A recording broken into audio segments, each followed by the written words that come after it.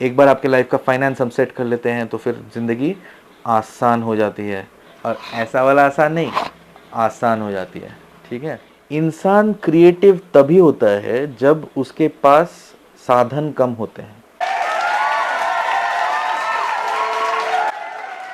नमस्कार, मैं बंगाली दादा और आप देख रहे हैं बंगाली दादा का शो। और आप इस चैनल पे वापस आए तो इसका मतलब ये है कि आपने ज़रूर मेरे पुराने वीडियोस देखे होंगे और थोड़ा सा इंस्पायर तो हुआ ही होगा। तो आज जो है मैं जोक कम मारूंगा और थोड़ा सीरियस टॉपिक पे बात करूंगा। अब बात यह है कि हमें बचपन से सिखाया जाता है कि पढ़ाई लिखाई करो और बड़ा आदमी बनो, लेकिन कभी ये नहीं सिखाया जाता है कि बड़ा आदमी बने कैसे। और जब पास करके आप बाहर निकलोगे तब आप रियलाइज़ करोगे कि बड़ा आदमी तो वही होता है जिसके पास थोड़े बहुत पैसे होते हैं, क्योंकि गरीब आदमी तो बड़ा आदमी होता नहीं है। आप चारों तरफ देख लो कि मतलब आप क्या कोई रोल मॉडल को जानते हो जो गरीब है? मैं तो नहीं जानता हूँ। तो हमारे सोसाइटी में यही बन चुका है कि मतलब अगर आप सेलिब्रिटी हो तो आपके पास पैसे हैं, या तो फिर आपके पास पैसे हैं तो फिर आप सेलिब्रिटी हो। मनी मेक्स यू अट्रैक्टिव, ये बात को आप मंत्र बना के सीख लीजिए। And how you get the money and how you are going to manage that money, तो उसके बारे में मैं आज आपको बताऊंगा कि कैसे, मतलब पैसे तो कमा लोगे लेकिन पैसे से पैसे कैसे बनाओगे, वो बहुत इंपॉर्टेंट चीज़ है। पैसे को सेव करना, पैसे को इन्वेस्ट करना और उस पैसे से और पैसे बनाने हैं, तो फिर वो समझना पड़ेगा आपको कि जब आप सो रहे होगे तभी आपके पैसे बनते रहें, तो उस लेवल तक आपको पहुंचना है। तो थोड़ा सा कॉम्प्लिकेटेड टॉपिक है और थोड़ा टाइम मैं आपका आज थोड़ा ज़्यादा लूँगा, तो इसमें मैं आज 2 पार्ट में वीडियो बनाऊँगा। तो आज का जो अपलोड रहेगा इसमें मैं आपको 4 स्टेप्स बताऊँगा पूरे वीडियो में, जिससे आप मतलब स्टेबल हो जाओगे। और कल का जो वीडियो आएगा उसमें मैं आपको कुछ और स्टेप्स बताऊंगा जिससे मतलब आप फ्रंट फुट पे जाके छक्के मार सकते हो। समझ रहे हो? तो मैंने 2 पार्ट में तोड़ दिया ताकि मैं थोड़े डिटेल में जा सकूं और मैं रश नहीं करूं। तो फिर बिना टाइम वेस्ट किए आज शुरू करते हैं आज का शो यहीं पे। तो पहला, नंबर 1 और सबसे इम्पॉर्टेंट ये है कि आपको अपने लिए एक इमरजेंसी फंड बनानी है।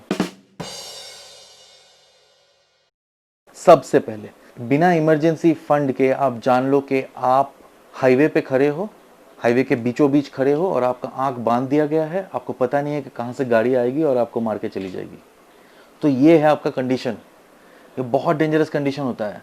तो फिर इस कंडीशन से बचने के लिए आपको एक इमरजेंसी फंड बनाना पड़ेगा। तो ये जो वीडियो मैं आज बना रहा हूँ ये businessman as well as salaried लोगों के लिए, दोनों के लिए एप्लीकेबल है। तो आपको यही करना है कि आपको अपने 1 महीने का जो इनकम है तो उतने का आपको सेविंग्स बना के रखना है। और ये सेविंग्स अकाउंट जो आप जिस अकाउंट में आप पैसे रखोगे तो ये इजीली एक्सेसिबल होना चाहिए। ये इमरजेंसी फंड है, ये कोई मजाक मस्करी के लिए नहीं है, ये दारू पार्टी करने के लिए नहीं है, ये घर में अगर मतलब गैस ख़त्म हो जाए तो गैस का बिल पे करने के लिए नहीं है। ये इमरजेंसी फंड उस दिन के लिए रखा हुआ है कि मान लीजिए आप अचानक गिर पड़े या कुछ हो गया, आपके पैर में चोट आ गई, मोच आ गई, टूट गया, डॉक्टर के पास जाना है, फैमिली में कोई बीमार पड़ गया है, इमीडिएटली कुछ पैसे निकालने हैं, तो उसके लिए है। तो पहली बात तो ये है कि जब हम लोगों को ऐसा सिचुएशन होता है, हम लोग काफ़ी इमरजेंसी में आ जाते हैं, तो हम लोग लोन लेने में मजबूर हो जाते हैं, राइट। तो ये एक बड़ा पेन है। मतलब मैंने भी अपने पर्सनल लाइफ में देख लिया कि मेरी माँ एक बार बीमार पड़ी थी और मुझे मेरे पास तब पैसे थोड़े कम थे और मेरे को किसी ने ऐसे बताया नहीं था कि भाई ऐसे करा करो। तो फिर क्या हुआ कि मुझे लोन लेना पड़ा सिर्फ उनके ऑपरेशन के लिए। और वो मैंने फिर क्या होता है कि फिर ऑपरेशन हो गया, सब कुछ ठीक है, तो आप उसको माइंड नहीं करोगे, लेकिन आपके पास एक लोन चढ़ जाता है। और जैसे आपके ऊपर एक लोन आ जाता है ना, तो फिर आपका जो इन्वेस्टमेंट कैपेबिलिटी है या पैसे वाला बनने की कैपेबिलिटी, जो रिच जो वेल्दी बनने का कैपेबिलिटी है, वो कम हो जाता है। क्योंकि आपके पास तो एक ही औजार है जिससे आप फाइट कर रहे हो, और वो है आपकी सैलरी। और बिजनेसमैन के लिए भी अपना बिजनेस ही होगा। तो जब आप कुछ पैसे लेके किसी लोन में पे करते हो और वो लोन का इंटरेस्ट चुका रहे हो, तो फिर बेसिकली आपका जो औजार है वो थोड़ा सा ब्लंट हो जाता है। तो इसीलिए आपको मतलब इमरजेंसी फंड बना के रखना पड़ेगा ताकि आपको ये सब चीज़ों के पीछे भागना ना पड़े। अब पहले ही इमीडिएटली तो आप मतलब 3-4 महीने 6 महीने का पैसा जमा नहीं कर सकते हो, तो फिर वो मैं एक्सपेक्ट भी नहीं करता हूँ आपसे। तो आप पहले एक काम करो, 1 महीने का जो सैलरी है आपकी या 1 महीने का जो इनकम है आपका, तो वो आप जमा करके अपने एक सेविंग्स अकाउंट में रख लो। और वो अकाउंट आप जनरली यूज़ नहीं करते हो, ऐसा एक अकाउंट यूज़ करो। हम लोगों के पास, सबके पास होता है, मतलब हम जो प्राइवेट सेक्टर में नौकरी करते हैं, हम लोगों के सबके पास एक प्राइवेट बैंक का अकाउंट होता है जहाँ पे सैलरी आती रहती है। और जनरली सबके पास, हर भारतीय के पास मुझे लगता है कि एसबीआई अकाउंट तो ज़रूर होता है। एसबीआई नहीं हुआ तो कोई और गवर्नमेंट बैंक का तो होता ही है। तो आप क्या करो कि उस अकाउंट में आप पैसे जमा करो और उसमें आप अपना इमरजेंसी फंड बनाओ। और मतलब लोग बोलते थे कि इमरजेंसी फंड को आपको कैश में घर में रखना चाहिए, मैं नहीं मानता हूँ। आज के डेट में डेबिट कार्ड हर जगह चल जाती है, तो मेक श्योर कि आपके उस अकाउंट का ऑनलाइन बैंकिंग हो ना हो, आपके पास उसका डेबिट कार्ड होना चाहिए और वो चलते रहना चाहिए। तो कभी कभार वो डेबिट कार्ड लेके गए आप एटीएम में, थोड़ा बैलेंस चेक किया, एक ट्रांजैक्शन स्लिप निकाला, कुछ तो करते रहना है, लेकिन पैसे नहीं निकालने हैं आपको, वो एक्टिव रखना है अकाउंट को। और उसमें आप अपना इमरजेंसी फंड रखा करो। और अपने पार्टनर को तो ज़रूर बता के रखो, नहीं तो फिर पता चला कि आपको कुछ हो गया और उनके पास पैसा नहीं है, तो फिर वो कुछ करवा नहीं पाई, वो टेंशन में आ गई। तो फिर आप उनको बता के रखो, बढ़िया रहता है फिर उससे। तो इमरजेंसी फंड है आपका फर्स्ट रिक्वायरमेंट। अब आप मुझसे पूछोगे कि मतलब इमरजेंसी फंड बनाने के लिए कितनी जल्दी करनी चाहिए, तो कितनी जल्दी तो मतलब इमीडिएटली करनी चाहिए। आपको यही सोच के चलना है कि मतलब मेरे पास अगर फंड नहीं है तो फिर मेरे आँख को बांध के किसी ने मुझे बीच रास्ते छोड़ दिया है और कभी भी एक गाड़ी आके मुझे मार सकती है। और पता है आपको कि जब तक आप इस सिचुएशन में रहोगे ना, तब तक ये चांसेस भी बने रहते हैं कि आप कुछ चीज़ में फंस जाओगे, कि कुछ और हो जाएगा, आपके साथ कुछ बुरा हो जाएगा। और जैसे ही आप देखोगे कि आपने अपना इमरजेंसी फंड बना लिया है, ज़िंदगी बहुत आसान हो जाती है। मतलब मैंने खुद पर्सनल लाइफ में देखा है, जब मेरे पास पैसे नहीं होते हैं तभी मेरे पास बहुत सारे रिक्वायरमेंट्स होते हैं, जो कि मतलब जहाँ पे मुझे पैसे देने हैं। और जब मैं पैसा सेव करने लग गया, तब मैंने देखा कि स्लोली ये सब सिचुएशंस भी कम हो गए। समझ रहे हो? तो फिर जल्दी से जल्दी, जितना जल्दी हो सके, तो मैं तो बोलूँगा कि अगर आपने अभी जॉब शुरू किया है और आपकी सैलरी 30-40 हज़ार रुपये हैं और हो, तो इसका मतलब ये भी है कि आप कोई पीजी वीजी में रह रहे होगे या दोस्तों के साथ शेयर पे रह रहे होगे। तो फिर आपका रहने खाने का खर्चा आप जितना है, वो चलने फिरने का, बाइक का पेट्रोल, ये सब हटा के जो भी बाकी पैसा है, मैं तो बोलूँगा कि इमीडिएटली आप उसको हटाना शुरू कर दो, ताकि आप जल्दी से जल्दी अपने वो 1 महीने की सैलरी तक पहुँच सको। ये आपका फर्स्ट टारगेट है। तो अब हम बात करेंगे आपका दूसरा टारगेट। दूसरा टारगेट क्या है? दूसरा टारगेट है कि हम लोग जो मिडिल क्लास फैमिली से आते हैं, तो हमारे पेरेंट्स बिलीव करते थे कि अगर आप कोई प्रीमियर इंस्टीट्यूशन में चले जाओगे और आप वहाँ पे पढ़ लोगे, तो फिर आपको जॉब भी उस प्रोपोर्शन में मिल जाएगी और फिर आप काफ़ी सारे पैसे कमाओगे और ज़िंदगी आसान हो जाएगी, राइट? लेकिन ऐसा होता नहीं है हमेशा, क्योंकि सबका जो ये रहता है, सबका जो कैपेबिलिटी रहता है या नॉलेज लेवल रहता है, वो डिफरेंट रहता है। हर कोई इंसान जाके आईआईटी से पास नहीं कर सकता है ना? तो कुछ लोग मेरे जैसे भी होते हैं जो मतलब ऑर्डिनरी होते हैं, तो फिर उनके पेरेंट्स क्या करते हैं कि बोलते हैं बेटा तुमको इंजीनियरिंग तो करना ही है ना? तो मैंने नहीं किया है, लेकिन बोलते हैं कुछ पेरेंट्स, मैंने भी देखा है, मतलब मेरे दोस्तों के साथ ऐसा हो चुका है। तो वो बोलते हैं कि बेटा तुमको इंजीनियरिंग करना ही है। अब बेटा कहाँ से इंजीनियरिंग करेगा, वो तो कोई एंट्रेंस क्लियर ही नहीं कर पाया है। तो फिर वो क्या करते हैं कि बोलते हैं बेटा एक काम कर लो, चलो बैंक और एडुकेशन लोन निकालते हैं और तुमको भर्ती करा देते हैं कोई वो अजीब टाइप के नाम वाले इंस्टीट्यूट में। देखो भाई, ऑफेंस मत लियो, लेकिन वो जो नाम है लवली प्रोफेशनल, वो देख के मेरे को बहुत हंसी आता है। तो ऐसा यूनिवर्सिटी मैंने अपने बचपन में नहीं देखा था, तो फिर आजकल देख रहा हूँ, तो ठीक है, मैं बूढ़ा हो गया हूँ। तो वही बात है, तो ऐसे सब जगह पे पढ़ने चले जाते हैं और लाखों करोड़ों रुपए लग जाते हैं, मतलब लाखों तो लग ही जाते हैं। और फिर जब बंदा बाहर निकलता है तो फिर वो एट पार ही होता है। मतलब कोई एक गवर्नमेंट कॉलेज से इंजीनियरिंग करके आया है, कोई लवली प्रोफेशनल से करके आया है, तो फिर एट पार ही होंगे वो लोग। इंटरव्यू तो आपको सबको देना है। कैंपस में हायर हो गए तो फिर अलग बात है, लेकिन कैंपस में हायर होकर भी आपको जाके वही जॉब करनी है ना, तो वहाँ पे प्रूव हो जाएगा कि आपका नॉलेज लेवल क्या है, तो उससे कुछ फ़र्क नहीं पड़ता है। तो पहली बात तो है मेरे लिए कि भाई इस चक्कर में मत पड़ो। अगर आप 12th स्टैंडर्ड में हो और मेरा वीडियो देख रहे हो तो फिर समझ जाओ, अपने पापा मम्मी को ये समझाओ कि जो भी मेरे कैपेबिलिटी में बन पड़ेगा मैं करूँगा, और उससे कोई भी ख़राब नहीं होता है, ठीक है?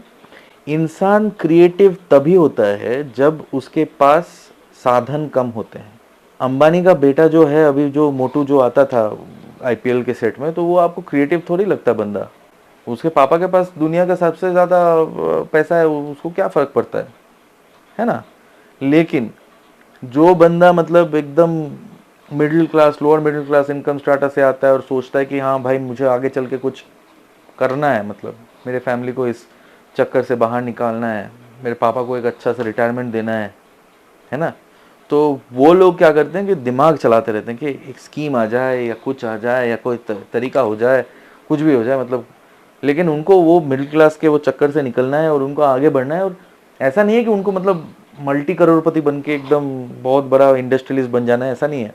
उनको खाली ये लगता है कि मेरी जो अगली जनरेशन हो वो वापस वो कंडीशन में ना पहुंच जाए जहाँ पे मतलब दुर्गा पूजा दिवाली में आपको मतलब अड़ोसी पड़ोसी को देख के काम चलाना पड़े कि भाई देखो उनके घर में अच्छे पटाखे जल रहे हैं, मज़ा आ रहा है, अपने पास तो बस ये फुलझड़ी के पैसे हैं तो इसी में काम चलाना। तो ऐसे मेरे बच्चे के साथ नहीं होना चाहिए, यही वो सोचते हैं और वो उसी तरीके से काम करते हैं और काफ़ी क्रिएटिव होते हैं कुछ बंदे, ठीक है, जो पैसे बनाते हैं मतलब अपने बलबूते पे पैसे बनाते हैं। तो आपका वो माइंडसेट होना चाहिए कि अगर मैंने एंट्रेंस नहीं क्लियर किया इट मीन्स कि मैं एंट्रेंस के लायक नहीं हूँ। मैं फिर जाऊंगा और देखूंगा कि मैं कहाँ से मतलब सस्ते से सस्ती जगह से मैं अच्छे से अच्छा डिग्री लेके निकल जाऊं। ये आपका टारगेट होना चाहिए, सस्ते से सस्ती जगह पे अच्छे से अच्छा डिग्री। क्योंकि at the end of the day आपको जाके क्या कर रहे हैं, अगर आपने अच्छे जगह पे मतलब प्रीमियर इंस्टीट्यूट में नहीं हो तो फिर आपका कैंपस प्लेसमेंट भी वैसे ही होने वाला है एवरेज टाइप का। तो उससे तो अच्छा है कि आप ऑफ कैंपस जाके जॉब ढूंढो। हाँ फाइट है, लेकिन अगर आपका नॉलेज है तो फिर आपको जॉब तो मिल ही जाएगी, है ना। तो फिर आप अपने नॉलेज लेवल के ऊपर बेस करके जॉब ढूंढना शुरू करो और ये लोन वोन के चक्कर से बचो। अब मान लीजिए कि ऐसा पॉसिबल अभी नहीं है, आपने ऑलरेडी लोन ले लिया है, आप फाइनल ईयर में हो, आपका कैंपस प्लेसमेंट हो चुका है और आप जाके ज्वाइन करने वाले हो, तो फिर आपका टारगेट क्या होना चाहिए? आपका टारगेट होना चाहिए कि आप अभी अपनी ज़िंदगी में लोन ख़त्म करोगे। या तो अगर गलती से पहले वो आईफोन ले लिया है तो उसका पेमेंट करोगे, है ना। क्योंकि अभी मैं अपने चारों तरफ देखता हूँ कि बच्चे जो जॉब में ज्वाइन कर रहे हैं उनको मतलब बैंक वाले कूद कूद के क्रेडिट कार्ड देते हैं और वो लोग वही कार्ड यूज़ करके अपने सैलरी के 3 गुना 4 गुना फ़ोन खरीद लेते हैं, उसके एक्सेसरीज़ खरीद लेते हैं, बाइक खरीद लेते हैं, पता नहीं और क्या क्या खरीद लेते हैं जिनका कोई काम नहीं है, आपको एक्चुअली उसकी कोई ज़रूरत ही नहीं है। और आप 3 साल के बाद उसको फेंक दोगे। फ़ोन का लाइफ कितना होता है, 2 साल 3 साल, और इतना लाख रुपए खर्च करोगे तो फिर 5 साल तक रुके रहोगे उसमें, जब तक आपके दोस्त लोग मतलब जो एंड्रॉयड वाले दोस्त हैं वो नया नया फीचर लेके आपके सामने घूमेंगे और आप वेट करोगे कब अगला iOS अपडेट आएगा। तो उस चक्कर में मत फंसो, और अगर फंस गए हो तो फिर अभी उसको भुगतो और जल्दी जल्दी उसको ख़त्म करो। कैसे ख़त्म करोगे? तो सबसे पहले जैसे मैंने बोला कि इमरजेंसी फंड जैसे जमा करना है कि अपना जो बेयर मिनिमम एक्सपेंस है उसको पहले हटा लो, बाकी जो भी पैसा है उसको एकदम से लेके थोक में पे कर डालो। अगर आपने ईएमआई वीएमआई सेट करके रखा है तो बैंक को बोलो कि भाई मेरी जॉब चली गई है, मेरे से ना हो पाएगा, अभी के अभी पैसे लो और मेरे अकाउंट में डालना शुरू करो, ठीक है। ऐसा कोई बैंक दुनिया में नहीं है जिसको आप अगर थोड़ा पुश करोगे तो वो अपने पैसे वापस नहीं लेगा। तो वो आप समझ लो और एकदम मतलब डेस्परेट हो जाओ कि मुझे ये ख़त्म करना है। डेस्परेट समझते हो ना, जब पहली बारी वो पीछे आप बैठते थे क्लास में और सामने वाली वो लड़की पसंद आ गई थी तो आप डेस्परेट हो गए थे, पूरा एकदम उसके पीछे पीछे भागते थे, रात दिन उसके बारे में सोचते थे, प्लान करते थे कि कैसे अगली बात हो जाए, कैसे उसको चाय पे बुला ले। तो फिर वैसा वाला डेस्परेशन चाहिए, जुनून चाहिए आपके अंदर, समझ रहे हो। तो जब तक वो जुनून नहीं लाओगे तब तक ये पैसे ख़त्म नहीं होंगे। और इसको जाके सबसे पहले आपको पेमेंट करना है, और जैसे आप पेमेंट कर लोगे आप एक राहत की सांस लोगे और फिर आपका दिमाग जो दौड़ेगा मैं बता नहीं पाऊंगा आपको अभी, तो आपको वो करके देखना पड़ेगा।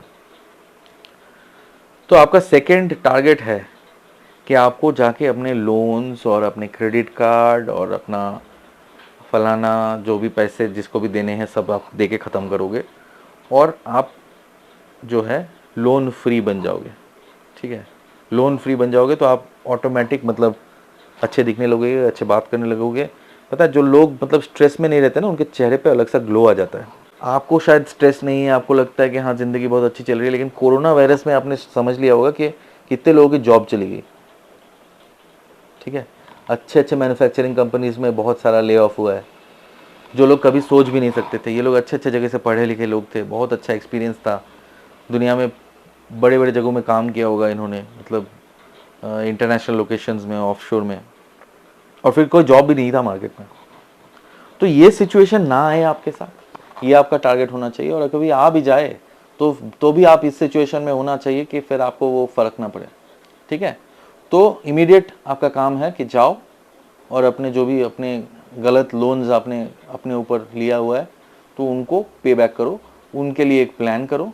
और अगर आपको प्लानिंग में कोई हेल्प चाहिए तो आप कमेंट करो, मैं आपको मदद करूंगा। मैं आपको ईमेल एड्रेस दूंगा मेरे साथ बात करो आप वन ऑन वन, भाई के जैसे मैं आपको थोड़ा बहुत तो गाइडेंस दे ही दूंगा, क्योंकि हर चीज़ में एक्सपीरियंस है, मैंने ये सब भी बहुत कुछ कर लिया है। अब वो कभी और किसी और वीडियो में बताऊंगा, आज थोड़ा सीरियस टॉपिक रखते हैं, इसी बात में बात करते हैं। अब आते हैं हम तीसरे टारगेट पे। तीसरा टारगेट क्या है? तो आपने अपना इमरजेंसी फंड बनाया पहले 1 महीने वाला, उस फंड के बेसिस पे चलते हुए आपने अपना लोन पे किया, और अब आपके पास लोन नहीं है, आपके पास 1 महीने का फंड है। तो अब आपको क्या करना है कि आपका जो सेफ्टी नेट है उसको थोड़ा स्ट्रांग बनाना है। तो सेफ्टी नेट आपका हुआ वो जो 1 महीने का सैलरी आपने जमा करके रखा हुआ है या इनकम जमा करके रखा हुआ है, तो उसको स्ट्रांग करना है। कैसे करोगे आप? तो उसको क्या करना है कि दुनिया में जो बड़े फाइनेंशियल एडवाइजर्स हैं वो बोलते हैं कि आपको मतलब होना तो आपके पास साल भर का होना चाहिए, मतलब 1 साल का पैसा आपके पास रहना चाहिए। मेरे को लगता है कि 1 साल का पैसा फिर बहुत बड़ा टारगेट हो जाता है ना। तो मुझे लगता है कि आपको फोकस करना चाहिए इनिशियली, छोटे छोटे टारगेट्स रखा करो कि मेरे को पहले 3 महीना करना है, तो फिर उसको जो भी आपने जमा किया है उसको 3 गुना करो, ठीक है। 3 महीने का जमा करो, और 6 महीने तक, सो 3 से लेकर 6 महीने तक को काफ़ी सेफ माना जाता है एटलीस्ट इंडिया में, क्योंकि 3 से 6 महीने में मुझे लगता है कि आपकी अगर नौकरी भी चली जाती है, आपका बिजनेस भी बंद हो जाता है, तो आप उस कंडीशन में होगे कि मतलब आप सर्वाइव करके कुछ पिवट मार के दूसरा कुछ कर लोगे, या दूसरी जॉब ढूंढ लोगे, या दूसरा नौकरी कर लोगे, दूसरे शहर में देख लोगे।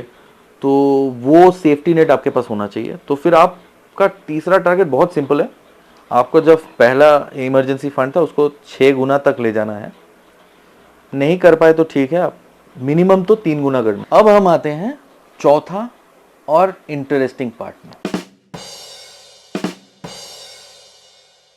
तो इस पे हम लोग बात करेंगे इन्वेस्टमेंट की।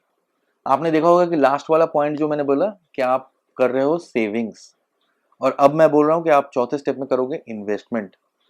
तो आप मुझे पूछोगे कि भाई ये सेविंग्स और इन्वेस्टमेंट क्या होता है, राइट? तो सेविंग्स होता है कि आप जो पैसे बचा लेते हो, मतलब जैसे आपने अपने पेट काट काट के वो 3 महीने की सैलरी जमा की है, तो फिर वो आपका सेविंग्स हुआ। और आप जब उस पैसे को लगा के कहीं पे किसी कंपनी में या कहीं पे डालते हो, किसी को देते हो बेसिकली, और वो पैसा बढ़ता जाता है। क्यों बढ़ता है? क्योंकि हो सकता है कि वो कंपनी आपको इंटरेस्ट दे रही हो, जैसे कि बैंक आपको लोन देता है तो फिर वो इंटरेस्ट लेती है ना बैंक। तो वैसे हो सकता है कि कंपनी आपको इंटरेस्ट दे रही हो, या कंपनी आपको उस पैसे के लिए डिविडेंड दे रही हो। तो ऐसे मतलब आपका पैसा बढ़ता जाएगा। तो इसको बोलते हैं, इस सिचुएशन को बोलते हैं कि आप इन्वेस्टमेंट कर रहे हो, आप किसी में इन्वेस्ट कर रहे हो ताकि आपको कुछ रिटर्न मिले। समझ रहे हो? आपके पापा ने आपको एक पर्टिकुलर कॉलेज में पढ़ाया, वहाँ पे 20 लाख रुपए खर्च किए, इस हिसाब से कि आप आगे चल के एक नौकरी पाओगे जिसमें आपको 20 लाख रुपए सालाना मिलेंगे। समझ रहे हो? तो फिर उनका वो खुशी हो जाएंगे वो, कि मतलब मैंने 20 लाख रुपए खर्च तो किए, लेकिन मेरे बेटे का जिंदगी मैंने बना दिया जहाँ पे वो हर साल 20 लाख रुपए कमा लेता है। तो ये होती है इन्वेस्टमेंट, जहाँ पे आपको मतलब कुछ रिटर्न मिले, कुछ अच्छा सा रिटर्न मिले, आपका पैसा जो है ग्रो करे, और या ग्रो करे और फिर आपके लिए और पैसे बनाए, है ना। तो वो होता है इन्वेस्टमेंट। तो अभी हम लोग ये चौथे स्टेप में फोकस करेंगे कि कैसे आप इनिशियली अपना इन्वेस्टमेंट स्टार्ट करोगे। तो इनिशियली जब आप अपना इन्वेस्टमेंट स्टार्ट करो, आपको कुछ चीजें याद रखनी है या समझ लेनी है। तो आप कैसे, किस में पैसे लगाओगे? तो पहली बात तो ये है कि आपको, ऐसे सब लोग जो बोलते हैं कि मैं आपका पैसा डबल कर दूंगा 10 दिन में या 5 दिन में, या ये सब, इन लोगों से दूर रहना है। सब सब स्कैम है। पैसा से पैसा बनाने में बहुत टाइम लगता है, बहुत कॉम्प्लिकेटेड काम है, सिंपल नहीं है या आसान नहीं है, ठीक है। टाइम लगता है लेकिन बन जाता है। ये बात आप समझ लो कि टाइम आप दोगे, पेशेंस रखोगे, तो पैसे बन जाएंगे।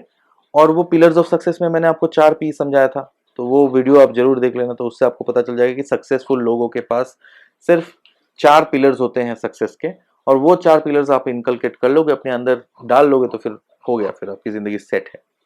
ठीक है, तो वापस आते हैं इन्वेस्टमेंट वाले टॉपिक में। तो कोई भी आपको अगर बोलता है कि ओवरनाइट आपको इतने पैसे मिलेंगे, तो फिर वो आपको झांसा दे रहा है, वो आपको ठगने की कोशिश कर रहा है, वो आपको बना रहा है। तो ऐसे लोगों को बोलो कि भाई धन्यवाद, आगे बढ़ो। ठीक है, तो ये आपका एटीट्यूड होना चाहिए, क्योंकि सस्ते में पैसे कभी नहीं बनते हैं। अब आपने फिर और एक साइड है, दोस्त लोग बोलेंगे कि भाई सुना है स्टॉक मार्केट में बहुत पैसे बनते हैं। आपको थोड़ी पता है स्टॉक मार्केट में किस स्टॉक पे पैसे लगाने हैं। तो दोस्त बोलेंगे कि भाई सुनना, मैंने सुना है कि मतलब रिलायंस में पैसे लगाएगा तो फिर 10 साल में 5 गुना पैसे बढ़ जाएंगे। तो उसको कहाँ से पता चल रहा है कि वो रिलायंस में मतलब वो उसका ऑडिटर है। अब रिलायंस का ऑडिटर को भी नहीं पता होगा कि अगला साल कैसे चलने वाला है। अब कोरोना वायरस आने से पहले किसी को थोड़ी पता था कि जनवरी से सब कुछ बंद होने लगेगा, मार्च तक सब ठप पड़ जाएगा, इंडिया की जीडीपी 1/4 गिर जाएगी। ऐसा थोड़ी होता है। तो किसी को पता नहीं है कि आगे चल के क्या होने वाला है ना। तो इसलिए आप सिंगल स्टॉक में इन्वेस्ट करने से बचो।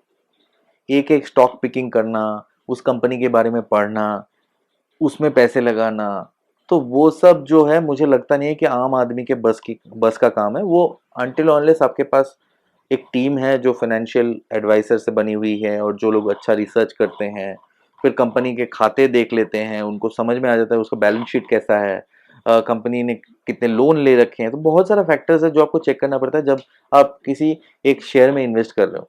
मान लो अगर आप कल के डेट में मारुति में इन्वेस्ट कर रहे हो, तो आपको एक आइडिया तो अभी हो गया होगा कि अगर मैं आज मारुति में इन्वेस्ट करता हूँ और कल के डेट में मारुति अगर इलेक्ट्रिक कार नहीं बनाती है, तो मारुति मार्केट से गायब हो जाएगी, है ना। और अगर मारुति अच्छा सा इलेक्ट्रिक कार बना लेती है, तो क्या वो टेस्ला के साथ कंपटीशन में आके विदेश में जाके गाड़ी बेच सकती है और ग्रो कर सकती है? ऐसा हो सकता है क्या? तो बहुत सारी चीजें हैं, बहुत सारे इफ्स एंड बट्स हैं जिसके ऊपर बेस करके पैसे बनते हैं और लोग पैसे लगाते हैं। मैं गलत नहीं समझता हूँ स्टॉक मार्केट को, लेकिन मैं समझता हूँ कि आम आदमी को थोड़ा सा दूर रहना चाहिए। और स्टॉक मार्केट से ही पैसे बनते हैं। अब मैं बताऊंगा कैसे बनते हैं और आपको कैसे बनाने हैं। तो स्टॉक मार्केट में इन्वेस्ट करने का दूसरा तरीका, बैकडोर एंट्री, म्यूचुअल फंड। अब मान लो कि आप ड्रीम इलेवन खेलते हो, राइट? जैसे गेम्स तो खेलते ही होगे, सुना ही होगा एटलीस्ट। तो उसमें क्या होता है कि एक इंसान जाता है तो पूरे इंडिया टीम के ऊपर आप विराट कोहली पे पॉइंट लगाते हो और उस पे पॉइंट लगाते हो। तो फिर बेसिकली आप जाके गेम तो नहीं खेल रहे हो, लेकिन आप क्या कर रहे हो कि वो अच्छा खेलेगा, इसके ऊपर आप बेट कर रहे हो कि हाँ अगर वो खेलेगा तो फिर मुझे पॉइंट मिलेंगे, पॉइंट मिलेंगे तो पैसे मिलेंगे, तो ऐसे होता है, राइट? तो ये दुनिया ऑफ इन्वेस्टमेंट भी थोड़ी बहुत ऐसी ही है। तो आप फोकस बनाओ म्यूचुअल फंड्स पे, है ना। म्यूचुअल फंड ऐसा रास्ता है जिसमें पढ़े लिखे लोग बैठ के, जिनको मार्केट के बारे में पता होता है, जो पढ़ के आए हैं यही सब्जेक्ट पे, और उनकी रोजी रोटी इसी पे चलती है। तो एक फंड, उनको बोलते हैं फंड मैनेजर। फंड मैनेजर का एक टीम होता है, वो लोग रिसर्च करते हैं, वो लोग चेक करते हैं, वो लोग ट्रेंड देखते हैं, वो मार्केट को पूरी तरह से स्टडी करते हैं, और फिर वो क्या करते हैं कि पैसे लगाते हैं मार्केट में। ठीक है, शेयर्स खरीदते हैं, बेसिकली आपके बिहाफ में वो खरीदेंगे। तो वो लोग जो काम कर सकते हैं वो आप और मैं नहीं कर सकते हैं।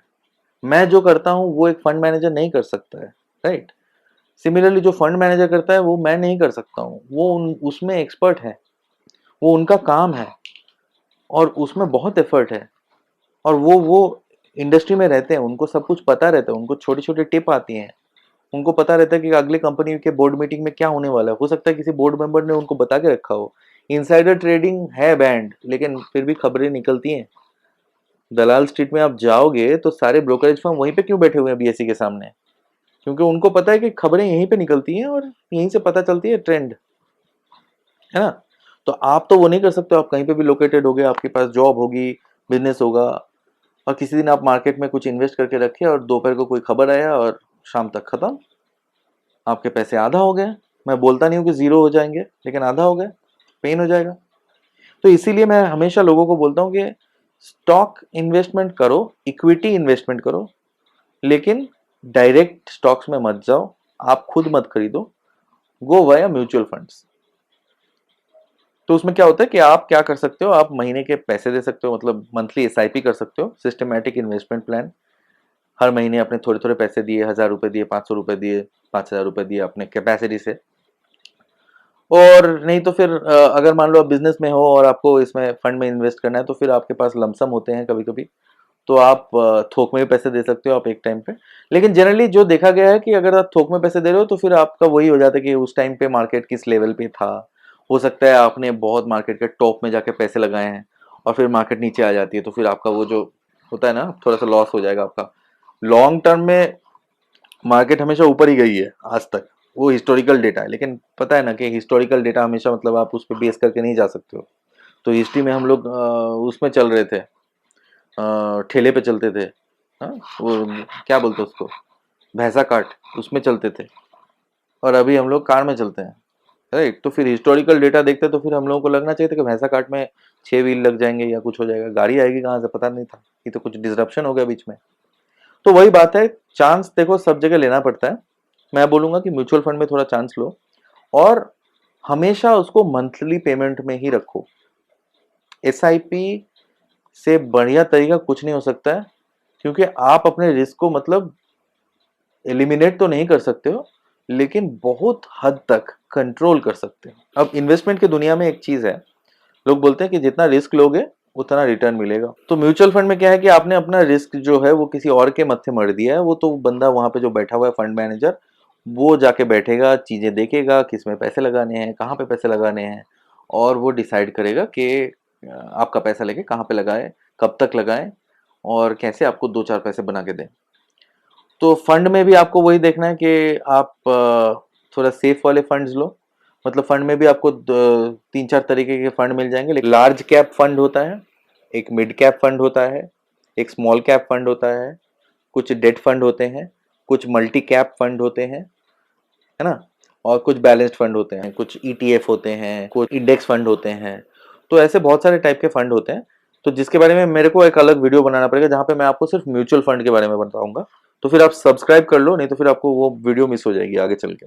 ठीक है, वो काफी इंटरेस्टिंग टॉपिक है और फिर एक वीडियो पूरा बन जाएगा आपके लिए, एक एपिसोड सिर्फ म्यूचुअल फंड के बारे में बताते हुए। तो मैं जल्दी कर दूंगा, इसी इसी इसी हफ्ते ट्राई करूंगा करने का। हाँ, तो फिर मैं बोल रहा था कि आपको फंड में इन्वेस्ट करना पड़ेगा और आपको थोड़ा सा पेंशन और रिटायरमेंट की भी बंदोबस्त करनी पड़ेगी। चौथा स्टेप है वही। तो चौथा स्टेप में आपको करना क्या है कि आपको ई एनपीएस आता है गवर्नमेंट का, जिसको बोलते हैं ई नेशनल पेंशन स्कीम, जिसमें आप ऑनलाइन पैसे लगा सकते हो और वो आपको टैक्स डिडक्शन करवा देती है। और ये आपको पेंशन बन के जब आप रिटायर करोगे तो आपके पास पेंशन मिलेगा, फिर एक थोक में पैसे भी मिलते हैं। तो वो अगर आप जितना जल्दी शुरू करोगे उतना अच्छा, जितनी उम्र आपकी कम है। तो उसमें एक कंपोनेंट बहुत बड़ा रहता है डेट का, मतलब डेट यानी लोन। तो बेसिकली आप किसी को लोन दे रहे हो, आप गवर्नमेंट को लोन दे रहे हो या कंपनीज को लोन दे रहे हो वाया दैट फंड। और उससे क्या होता है कि जितना टाइम आप उसमें बने रहोगे उतना ज्यादा पैसा बनेगा। तो मान लीजिए कि आपने, हो सकता है कि 10%, 12% के हिसाब से भी अगर आप लगा लोगे, और फिर आप देखो कि इन्वेस्टमेंट होराइजन आपका है मतलब 30 साल, 35 साल आप पैसे लगा रहे हो जब तक नौकरी कर रहे हो। तो 35 साल आप अगर पैसे लगाओगे तो आप तो करोड़पति, मतलब मल्टी करोड़पति बन जाओगे उसमें। वो ग्रो करेगा उस रेट में, तो कंपाउंडिंग मिलेगी आपको। तो ये एक चीज है, इसके बारे में मैं बोलूंगा आप थोड़ा सा रिसर्च कर लो। ई एनपीएस के बारे में मैं आगे चल के बनाऊंगा एक वीडियो, लेकिन तब तक आप थोड़ा बहुत समझ लो ई एनपीएस। और दूसरा है E L S S. E L S S क्या होता है? Equity linked saving scheme. Equity link saving scheme में क्या होता है, आपको टैक्स डिडक्शन मिलता है। कितने का टैक्स डिडक्शन मिलता है? सालाना आपको 1.5 लाख रुपए तक का आप डिडक्शन मांग सकते हो गवर्नमेंट से। उतने पैसे आपके टैक्स फ्री हो जाते हैं अगर आप 1.5 लाख रुपए का इन्वेस्टमेंट करते हो ये वाले म्यूचुअल फंड में। ये सब म्यूचुअल फंड ही हैं, ये सब डिफरेंट डिफरेंट टाइप के म्यूचुअल फंड है। एक ही चेंज है कि इसमें आपका पैसा जो है 3 साल तक लॉक रहेगा, आप नहीं छू सकते हो उसको, नहीं निकाल सकते हो। और इसीलिए ये फंड रिटर्न भी अच्छे देते हैं, क्योंकि इनमें जो लोग पैसे लगाते हैं वो 3 साल तक अटके रहते हैं, वो कभी भी पैसे लेके भाग नहीं सकते हैं। और ये भी अच्छे अच्छे कंपनीज में लगाते हैं, वो लार्ज कैप कंपनीज में लगाते हैं, जो बड़े बड़े कंपनीज हैं रिलायंस टाइप के, वैसे वाले कंपनीज में लगाते हैं। तो आपका पैसा सेफ भी रहता है। तो ये वाला 2 चीज़ है जिसपे मैं आज का वीडियो एंड करूंगा। तो फिर रिकैप करते हैं पहले से। तो पहला आपको क्या करना है, पहले स्टेप में आपको जाके अपना इमरजेंसी फंड बनाना है। दूसरे स्टेप में जाके अपना लोन और क्रेडिट कार्ड और फालतू के जो भी खर्चे हैं वो कट करने हैं। तीसरा आपको क्या करना है कि जाके अपना जो इमरजेंसी फंड आपने बनाया था उसको ग्रो कराना है 3 से लेकर 6 महीने तक। और चौथा आपको क्या करना है कि आपको ईएलएसएस और ENPS के बारे में समझना है और उसमें इन्वेस्टमेंट शुरू करना है।